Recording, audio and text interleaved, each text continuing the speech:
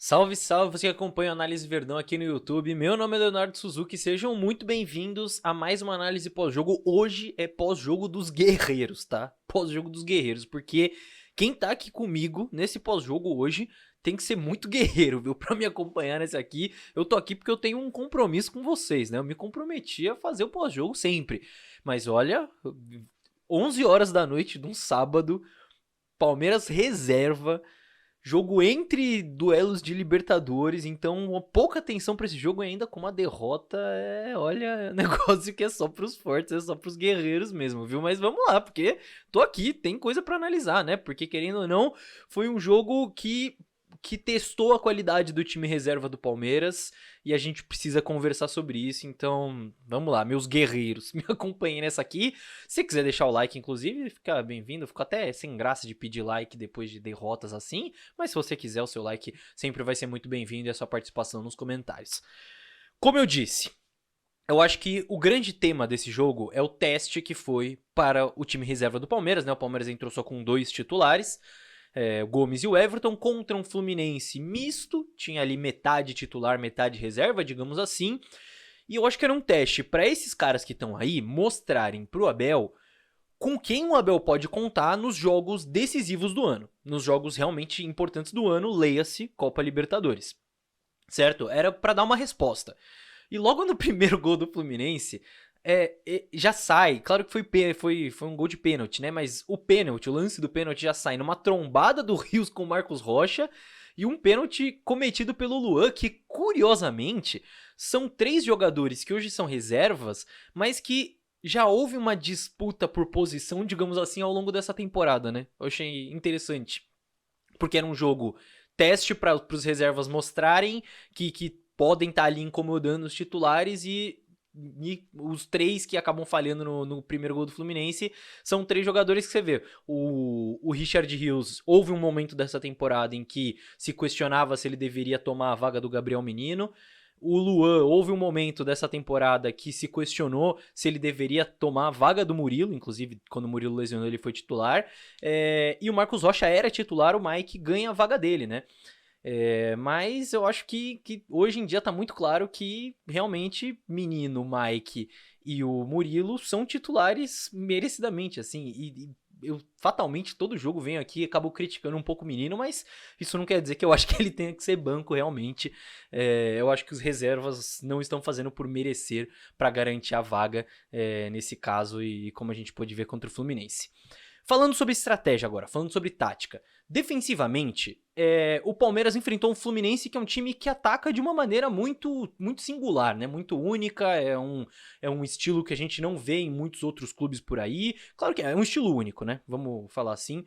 É difícil ver um time reproduzindo exatamente o que faz o Fluminense do Fernando Diniz. E o Palmeiras se mostrou disposto a pressionar a saída do Fluminense, né?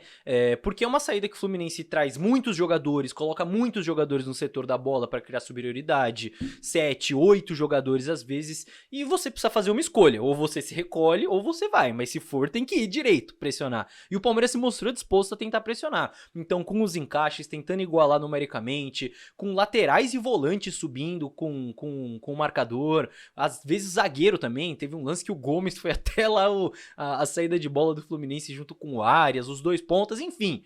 Palmeiras se propôs a fazer isso. Conseguiu anular essa saída em alguns momentos, principalmente ali no primeiro tempo depois do gol do Fluminense.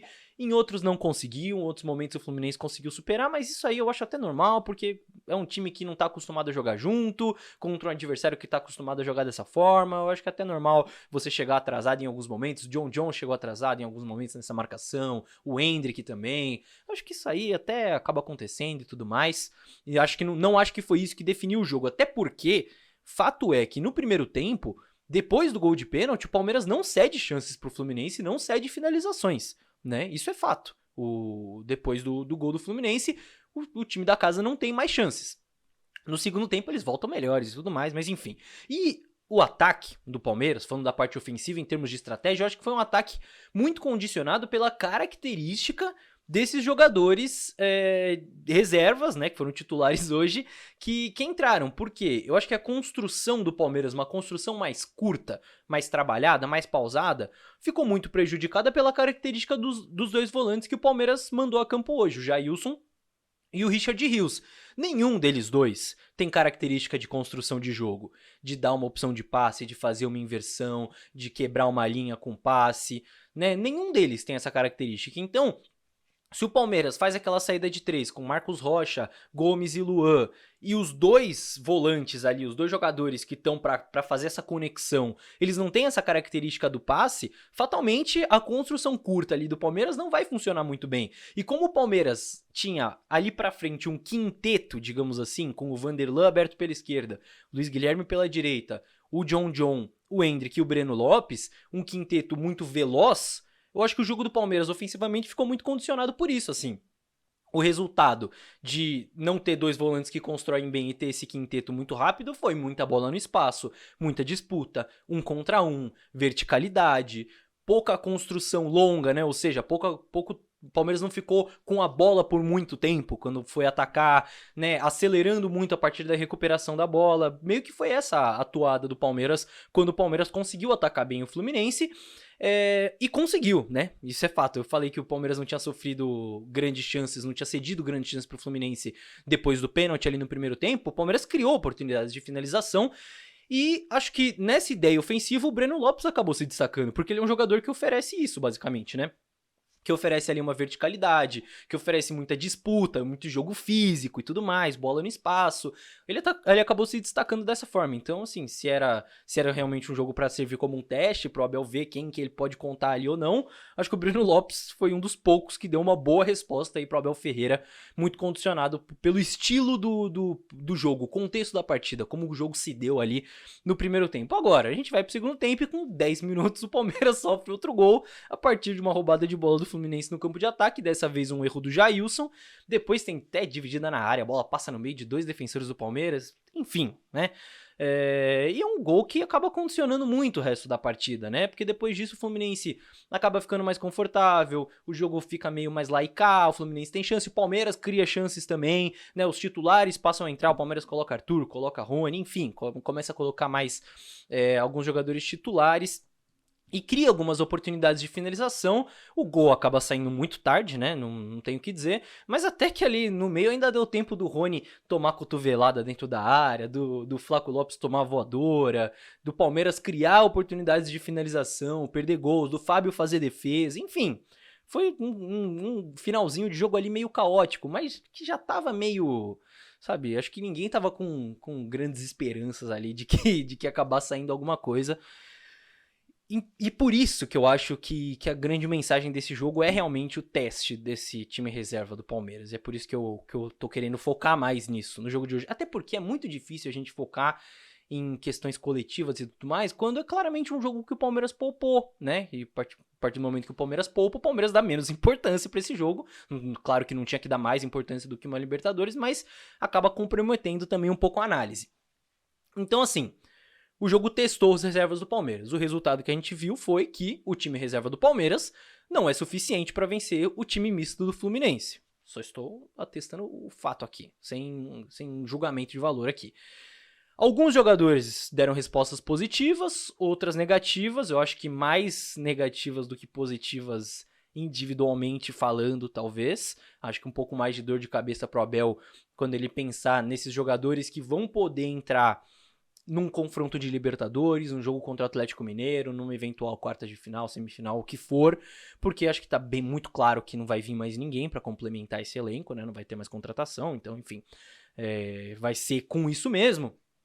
E fica muito claro que, pelo foco ser na Libertadores, quando o Palmeiras precisar poupar no Brasileirão, vai ser difícil a gente esperar grandes resultados, assim, ainda mais um jogo difícil como é contra o Fluminense fora, porque o Brasileirão é um campeonato que a gente sabe muito bem, ele pede regularidade e ele pede um elenco que aguente as 38 rodadas com outras competições paralelamente. E isso o Palmeiras não vai conseguir entregar nessa temporada, né, por N fatores aí que a gente já discutiu 1 milhão de vezes, e vocês sabem muito bem. Eu sempre coloco a meta de pontos aqui também, e a meta de pontos que eu trago aqui, não tô falando que o Palmeiras ainda disputa título ou pensa em disputar título, acho que o Palmeiras nem pensa em disputar título de Brasileirão, mas a título de informação, o Palmeiras chegou a 18 rodadas, 8 jogos em casa e 10 fora. Isso é uma curiosidade interessante. O Palmeiras jogou 2 jogos fora, 2 partidas fora a mais do que em casa.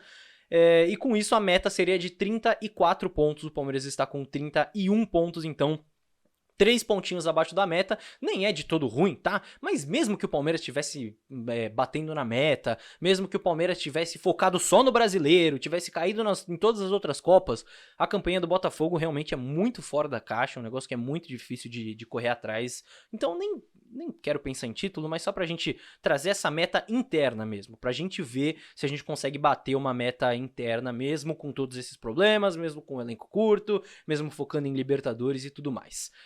Certo, meus amigos, eu nem vou me estender muito mais, porque eu acho que se o Palmeiras coloca o time inteiro reserva em campo, nem merece que eu me estenda mais aqui na minha análise. E como eu disse, hoje foi a análise pós-jogo só dos guerreiros, certo, meus amigos? Mas agora eu quero saber a sua opinião aí nos comentários, certo? O que você quer me dizer aí, o que você achou da partida, a sua análise, individualmente, coletivamente, desses jogadores que entraram aí, quem que você acha que vai poder ser usado na quarta-feira, por exemplo, contra o Atlético Mineiro num segundo tempo, porque isso é um outro negócio também, né? O jogo de quarta-feira, ele traz muitos cenários.